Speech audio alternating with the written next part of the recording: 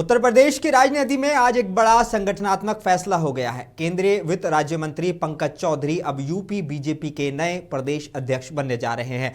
शनिवार को लखनऊ में उन्होंने नामांकन दाखिल किया है और दिलचस्प बात यह है कि उनके अलावा किसी और ने नामांकन किया ही नहीं, यानी कि साफ है ये चुनाव नहीं, सहमति से चुना गया फैसला है।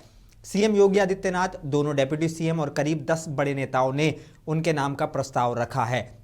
अब कल रविवार को केंद्रीय मंत्री पीयूष गोयल औपचारिक ऐलान करेंगे। अब सवाल है बीजेपी ने पंकज चौधरी को ही क्यों चुना है। चौधरी कुर्मी समाज से आते हैं, जो यूपी में यादवों के बाद दूसरा सबसे बड़ा ओबीसी वोट बैंक है। 2024 के लोकसभा चुनाव में इसी समाज का एक हिस्सा समाजवादी के पीडीए फॉर्मूले के साथ गया था।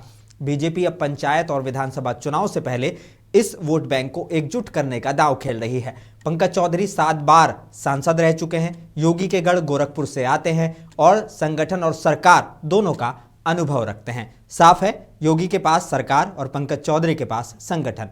यूपी चुनाव की शतरंज पर यह बीजेपी की एक बड़ी चाल है। आपको क्या लगता है ये दांव कितना असरदार होगा?